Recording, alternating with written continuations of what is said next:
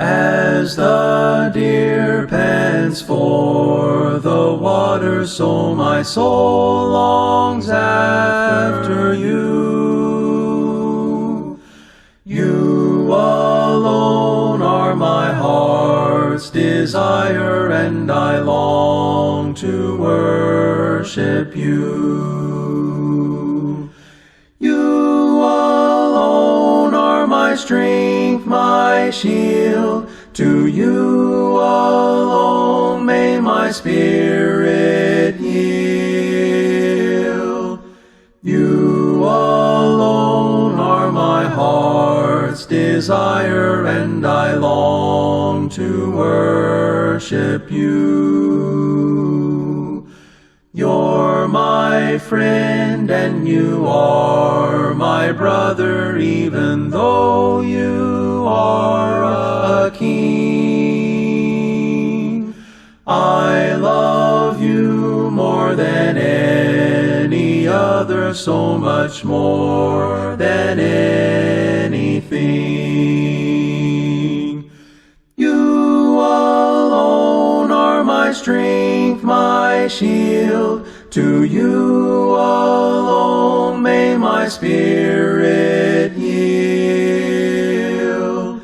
You alone are my heart's desire, and I long to worship you. I want you more than gold or silver, only you can satisfy. You alone are the real joy giver and the apple of my eye. You alone are my strength, my shield. To you alone may my spirit yield. You alone are my heart's desire, and I long to worship you.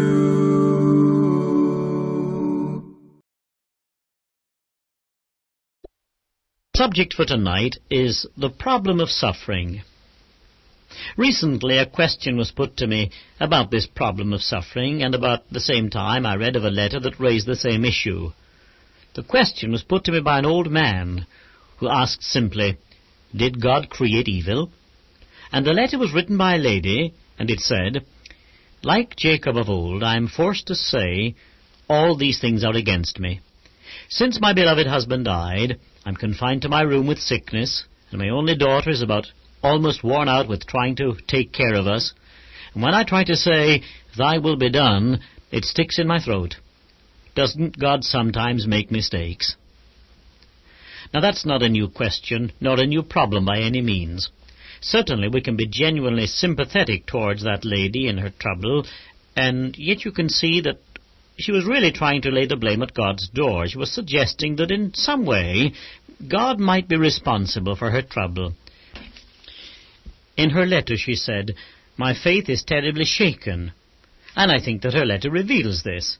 But mind you, her faith may be down, but it's not out, because she doesn't issue the resentful, aggressive challenge so frequently heard in cases of suffering, the challenge that says, "If there's a God, why?" Although obviously there's a why concealed in her letter. Now, I can understand her reaction. In fact, I can go to the book of Judges and hear Gideon, that great man of God, making the same kind of hurt protest. In Judges chapter 6, you remember that the passage deals with the history of this man of Israel before the nation had a king, and when lacking effective leadership after the death of Joshua, the people fell into idolatry, and God allowed their enemies to oppress them and raised up deliverers, the judges, when the people repented and wished to return to him. Well, Gideon was one of these judges. And when you first see him in Judges chapter 6, he's already gained a reputation as a fighter against the current scourge of the nation, the Midianites. Actually, as a point of historical accuracy, the Midianites didn't occupy Israel's territory, but rather, during a period of 7 years, they terrorized Israel by making a series of devastating raids. on the territory, so that, like a plague of locusts, they stripped the land bare of everything of value, and Judges chapter 6, verse 6 describes Israel as like a door swinging on broken hinges. There was no safety, no security, no sufficiency. Well, to cut a long and interesting story short, let me say that a messenger came from God to Gideon and said to him, "The Lord is with thee, thou mighty man of valor." Now that sounded just a little bit unlikely in the circumstances, and Gideon's response was both blunt and very much to the point. If the Lord is with us, why, there it is again, why is all this befallen us? Now that was more than 1000 BC, so you may judge how ancient this problem is. And yet it's certainly not a question that belongs to the past, as we all know. It's one that we encounter quite often today, maybe in our own lives as well as the lives of other people. We hear it in the sick room. Why? We hear it by the graveside. We hear it in a time of war. Whenever calamity strikes, or disaster, or poverty, or hardship comes, it's why? And it's usually preceded with the question, or with the statement, if God is a God of love, or if God really cares, or if God is all-powerful, why? Now, I don't claim that I'm able to provide the answer to all of these searching, anguished questions, because it's a question that's difficult to discuss dispassionately and rationally anyway. In fact, the question why is usually asked at a time when no answer that might be given would be accepted anyway. It's asked when the pain is sharpest and the wound is deepest. It's the cry of an anguished heart. It's a voice raised in a protest of pain at a time when the one asking is not really expecting an answer, nor even ready for one. He's simply expressing the pent-up grief that he's experiencing, and he doesn't wish to discuss it rationally at that moment. Indeed, he's not really capable of discussing it rationally, if the truth be known. When a mother's lost her only child, and she says, "Why?" You know she's not in the state to sit down and listen to an explanation.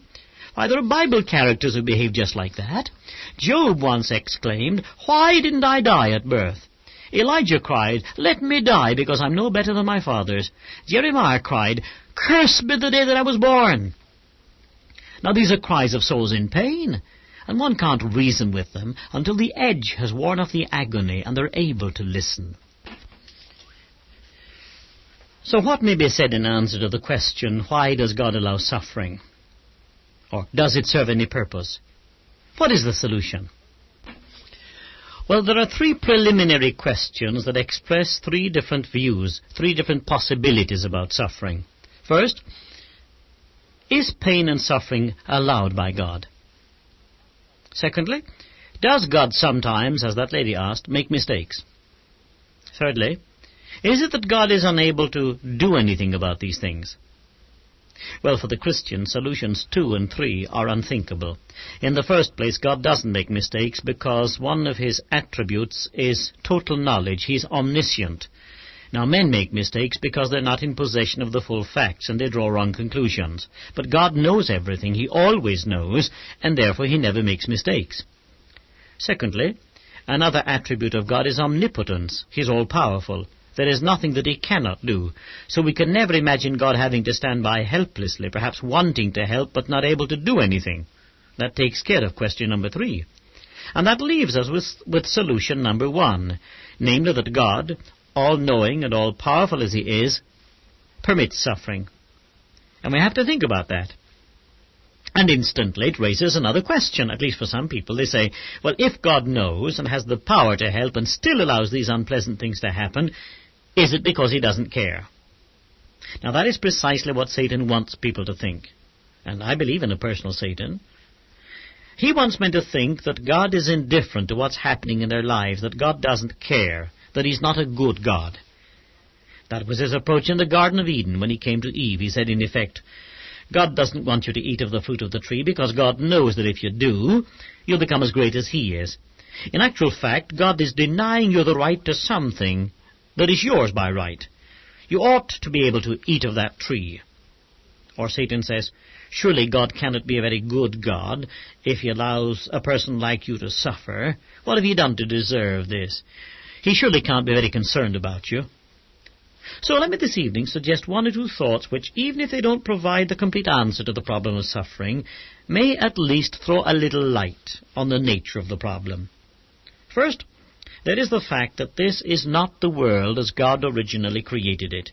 It is a disorganized world. We're living in a world which has become disorganized because of sin. When God created everything, he saw that it was good. But when sin entered, things went wrong, and man has been sinning ever since, and man has been suffering ever since. Because suffering of every kind is either directly or indirectly the result of sin.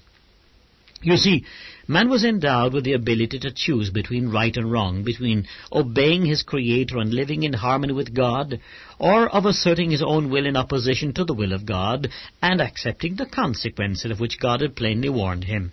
I stress that man chose. It was not God's doing.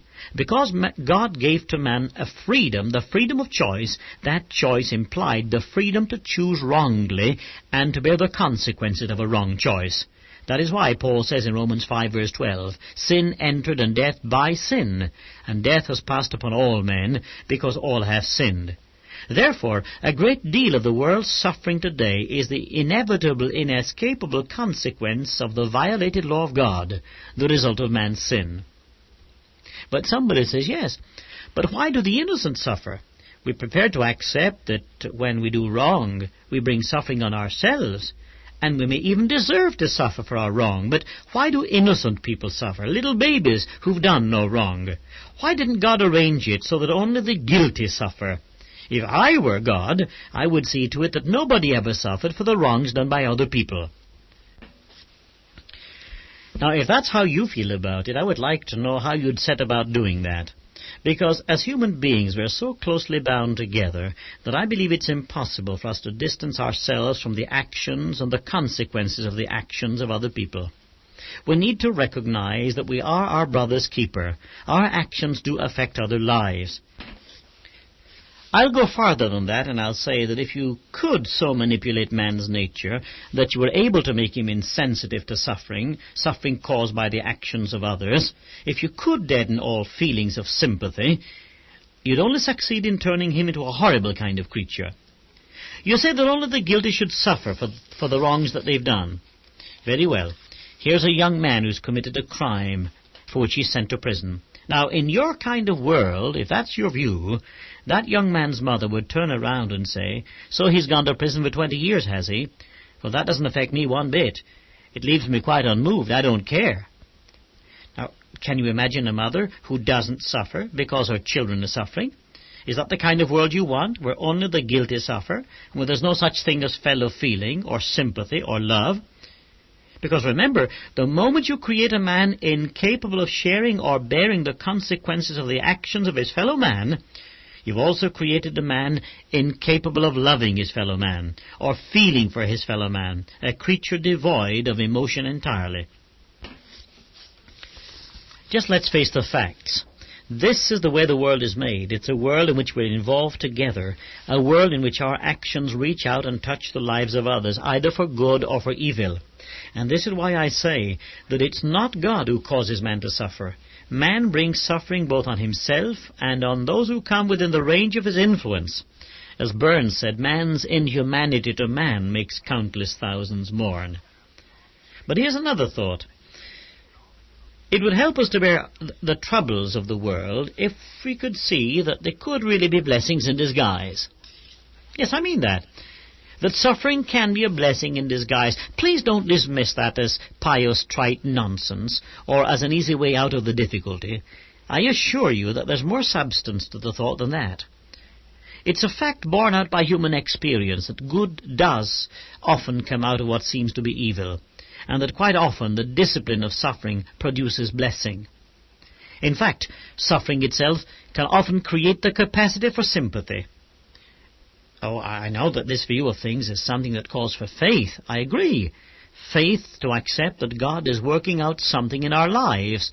Faith to believe, as Romans 8 verse 28 says, that all things work together for good to them that love God, who are called according to his purpose. I wonder how many times you've heard that text. How many times have you quoted it? All things work together for good. The question is, do you believe it? Is it a principle of life, or is it simply a pretty little text? You see, there are so many Bible instances that reveal God working through adversity to bring blessing. God tested Abraham in this way, as Genesis 22 reveals. That grand old man of the Old Testament, Job, is another case in point. Joseph saw it working in his own life, because finally he was able to say in Genesis chapter 50, "You meant evil against me, but God meant it for good to save life." The prophet Habakkuk is a wonderful example of a man asking the very question we're asking tonight, why, when he saw evil apparently triumphant in his own land and the dark threat of Babylon on the horizon. How can it be that the wicked seem to prosper? How can God permit evil to flourish? But out of that turbulent experience there came one of the most profound statements in the Old Testament, in Habakkuk chapter 2, verse 4. Speaking of the unrighteous, God said, "His soul is puffed up within him, but the just shall live by his faith." God says, yes, the wicked seems to be doing well, but his bigness is unnatural. He's blown up like a balloon. He's inflated. His soul is puffed up, and I'm about to burst him. He won't last, in other words, but the just shall live. That word live is not used lightly. It's used with all the significance of living. The just shall live, truly live, by his faith.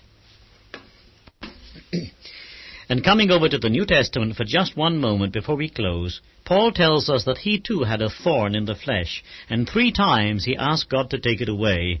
And whatever that physical burden may have been, it wasn't taken away. God said, "My grace is sufficient for thee. My strength is made perfect in thy weakness." And I know that Paul learned the lesson, because later he wrote, "I want you to know, brethren, that the things that happened to me have fallen out to the furtherance of the gospel." Everything's turned out for the best. In fact, he could have said in the words of the poet, "I know not what the future holds of marvel or surprise, assured alone that life or death his mercy underlies. I know not where his islands lift their fronded palms on air. I only know I cannot drift beyond his love and care. And in this maddening maze of things, beset by storm and flood, to one fixed trust my spirit clings. I know that God is good." Now there's more to be said about this subject, and we're going to have to continue it next week. God sent his Son, they called him Jesus. He came to love, heal and forgive. He lived and died to buy my pardon. An empty grave is there to prove my Savior lives. Because he lives, I can face tomorrow. Because he lives, all fear is gone. Because I know he holds the future, and life is worth the living just because he lives. How sweet to hold a newborn baby and feel the pride and joy he gives. But greater still, the calm assurance this child can face uncertain days because he lives. Because he lives, I can face tomorrow. Because he lives, all fear is gone. Because I know he holds the future, and life is worth the living just because he lives. And then one day I'll cross the river, I'll fight life's final war with pain. And then as death gives way to victory, I'll see the lights of glory, and I'll know he lives. Because he lives, I can face tomorrow. Because he lives, all fear is gone. Because I know he holds the future, and life is worth the living just because he lives.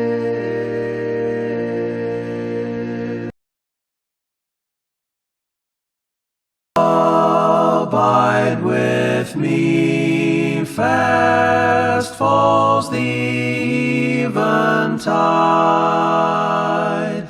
The darkness deepens, Lord, with me abide. When other helpers fail and comforts flee,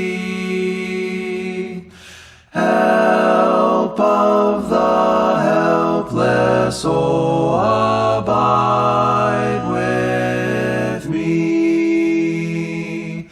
Swift to its close ebbs out life's little day. Earth's joys grow dim, its glories pass away. Change and decay in all around I see. O thou who changest not, abide with me. I need thy presence every passing hour. What but thy grace can foil the tempter's power? Who like thyself my guide and stay can be? Through cloud and sunshine, oh, abide with me. I fear no foe, with thee at hand to bless. Ills have no weight, and tears no bitterness. Where is death's sting? Where, grave, thy victory? I triumph still if thou abide with me. Hold thou thy cross before my closing eyes. Shine through the gloom and point me to the skies. Heaven's morning breaks and earth's faint shadows flee. In O